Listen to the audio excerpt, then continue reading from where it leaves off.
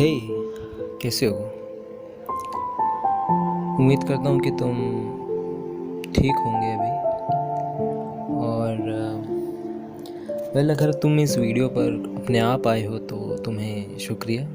और अगर किसी ने तुम्हें ये वीडियो सेंड की है तो उस इंसान को शुक्रिया जिसने तुम्हें सेंड किया, क्योंकि मुझे लगता है कि शायद उसे तुम्हारी परवाह है और वही चाहता है कि तुम इस दौर से जल्दी निकल जाओ, गुजर जाओ।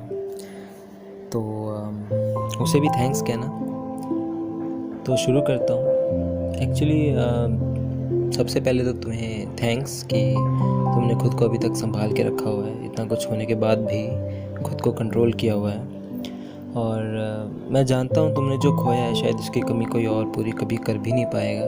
और ये भी जानता हूँ कि कैसा लगता है जब आप किसी अपने को अचानक से खो देते हो। सब कुछ एकदम ठीक चल रहा होता है और एकदम से मतलब विश्वास सा नहीं होता कि कैसे हो गया। और है ना, मतलब वक्त भी निकलता जाता है और सब कुछ चलता है, बस हम रुके हुए होते हैं और यकीन करते करते इतना वक्त लग जाता है कि हाँ वो जा चुका है। और काफ़ी कुछ, खैर तुम ज़्यादा समझते हो। किसी का लाइफ से चले जाना और धरती से ही चले जाना में थोड़ा सा फ़र्क होता है। खैर दुख ज़्यादा होता है जब वो दुनिया से ही चला जाए, क्योंकि उसमें उम्मीद भी नहीं रहती कि वो वापस आएगा। लाइफ वाले में तो फिर भी रहता है कि चलो एक दिन तो शायद अगर भगवान ने चाहे तो हम ज़रूर मिलेंगे करके। तो मैं समझ सकता हूँ कि तुम्हें भी क्या फ़ील हो रहा होगा। और मतलब खुद को संभालने के लिए थैंक्स सबसे पहले तो। और मैं यहाँ झूठी तसल्ली के लिए तो बिल्कुल नहीं आया हूँ, मगर कुछ बातें कहनी थी तो, ताकि तुम इस सिचुएशन से निकलो और हिम्मत से काम लो। ये सोचो कि आगे क्या करना है, कैसे करना है और आगे बढ़ो। और ये जो समय है ये बहुत मुश्किल भरा होने वाला है। खैर जब जब मन में उनका ख्याल आएगा तुम्हें ऑफ कोर्स दर्द होगा, यादें भी आएंगी, उनकी बातें, सब कुछ, हर एक चीज़ याद आने लगेगी। और वक्त मानो जैसे थम सा जाएगा और तुम्हें फिर से एक मोड़ पर ले आएगा जहाँ तुम अपने मन को फिर से समझाने लगो कि वो जा चुका है, उसके बारे में ज़्यादा ना सोचो। तो इस प्रोसीजर में काफ़ी पेन होगा, पर मैं उम्मीद करता हूँ कि भगवान तुम्हें इतनी शक्ति दे, इतनी हिम्मत दे कि तुम इस चीज़ से निकल जाओ। और अब सवाल ये भी है कि ऐसा कब तक होता रहेगा? कब तक तुम अपने आप को उसी मोड़ पर वापस लेकर आते रहोगे, बार बार ये सोचते रहोगे? ने एक दिन तुम्हें मतलब अपने आप से सवाल करना ही पड़ेगा कि आखिर कब तक? कभी ना कभी तो आगे बढ़ना ही होगा। और उसी लिए तो मैं आया हूँ कि ताकि मैं तुम्हारी थोड़ी सी हेल्प कर सकूँ। वक्त तो वैसे भी किसी के लिए रुका नहीं है और मेरे दोस्त, मुझे नहीं लगता शायद तुम्हारे लिए भी रुकेगा। और कुछ चीज़ें होंगी जैसे कि मन नहीं करेगा किसी से बात करने का, ऐसा लगने लगा कि सिर्फ मैंने ही कुछ ऐसा खोया जो बाकियों ने नहीं खोया। और बाकी लोग उस चीज़ के प्रॉफिट में हैं और मैं बहुत लॉस में चला गया। मैं अकेला हूँ, अकेला फील करने लगेगा आपको, अलोन रहना पसंद होने लगेगा आपको, लोगों से बातचीत करना बंद कर दोगे आप। ये सारी चीज़ें बहुत नेचुरल हैं, होंगी, मगर इंटेंशनली, अनइंटेंशनली, इनडायरेक्टली आप अपने आप को एक ऐसे ऐसे खाई में धकेलते रहोगे कि बाद में फिर आपको कोई बचा नहीं पाएगा।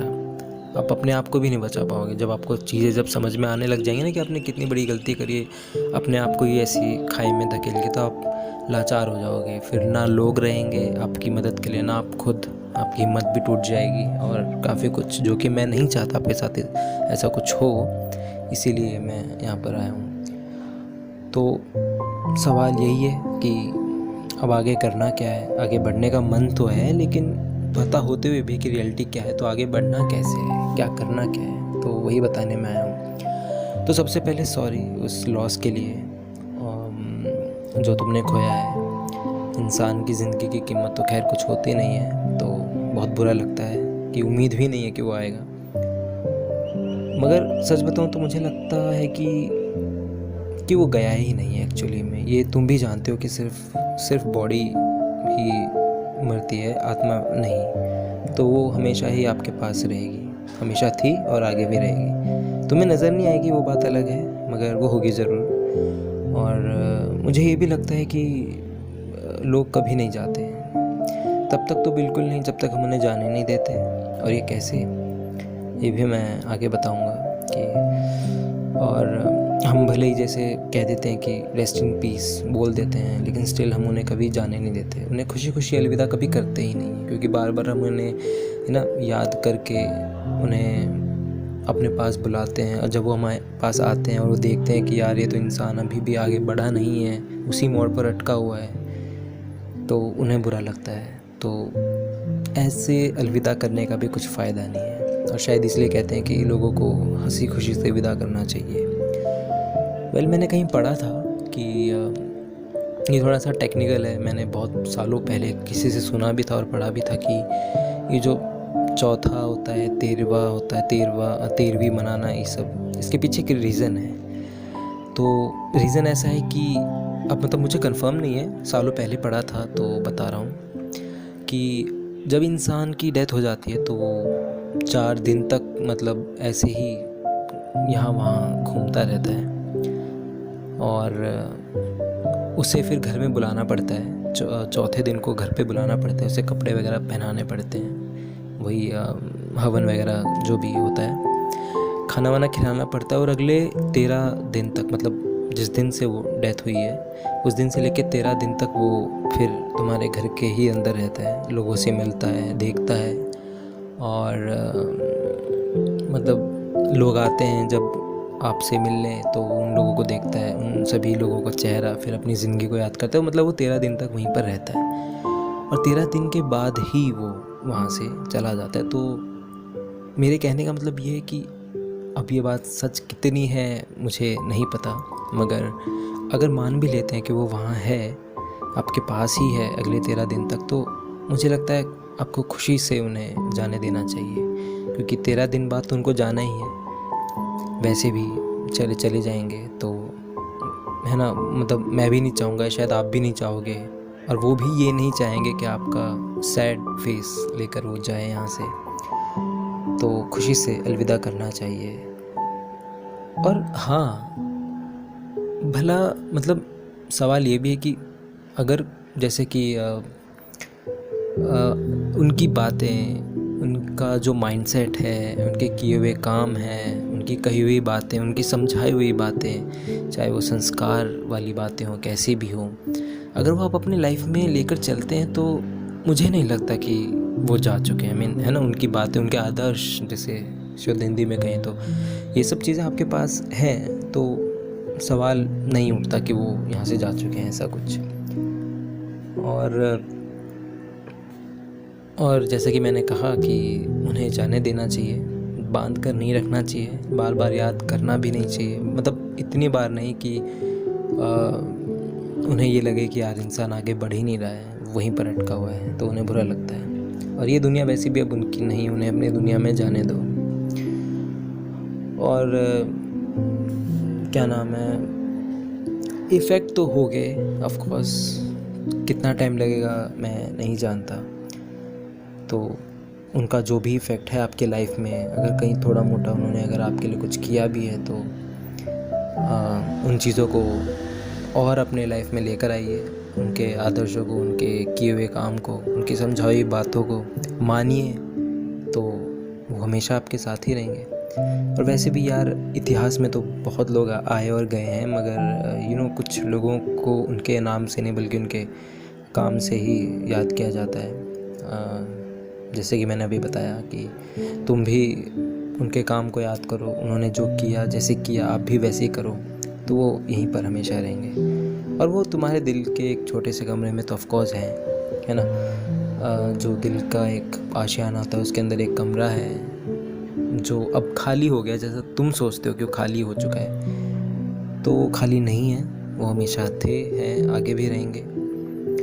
और उस कमरे का गेट कभी बंद मत करना। थोड़ा सा फिलोसफिकल बातें हैं जो मैं कह रहा हूँ, मगर मैं उम्मीद करता हूँ आप समझ रहे होंगे मैं क्या कह रहा हूँ, कि उस कमरे का गेट कभी बंद मत करना। ये मत मान के चलो कि वो जा चुके हैं। अगर आप अपने आप से मान लेते हो कि वो हाँ जा ही चुके हैं, तो आप उनका वजूद खो दोगे, आपके लाइफ में उसके होने का वजूद ही खो दोगे।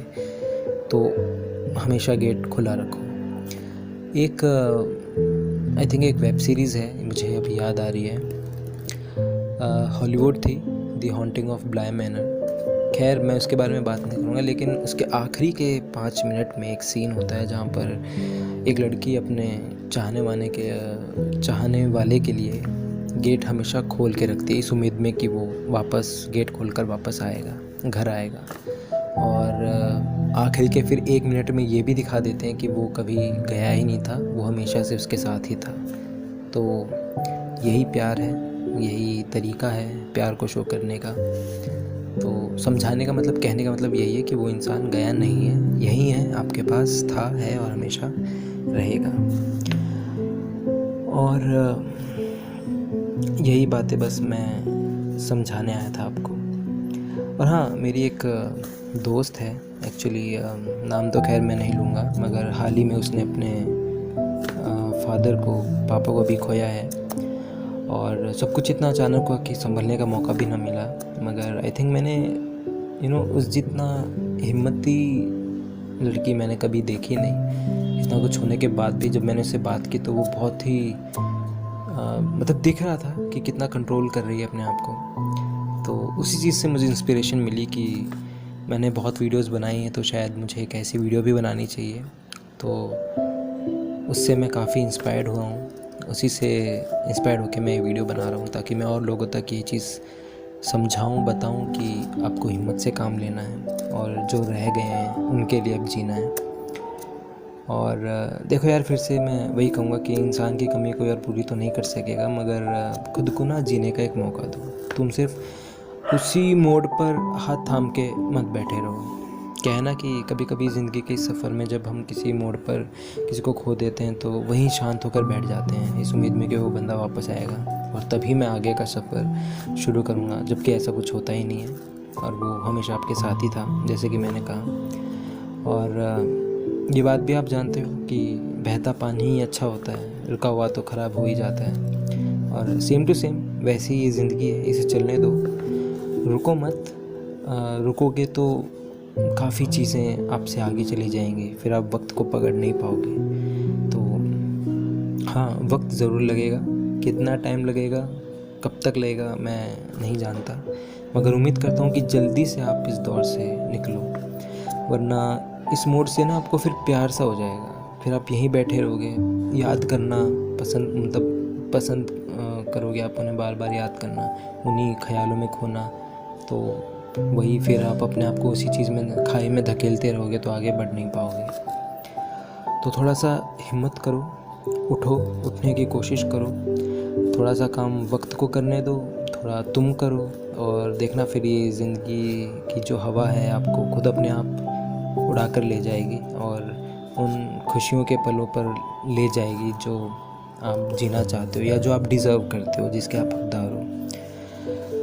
तो जो जा चुके हैं उनकी फ़िक्र करना छोड़ो, वो जहाँ भी हैं अच्छे ही हैं, आपके साथ ही हैं। और जो पीछे रह गए हैं, जो अभी आपके साथ हैं, उनके लिए जीने की कोशिश करो, क्योंकि वही अभी आपका परिवार है।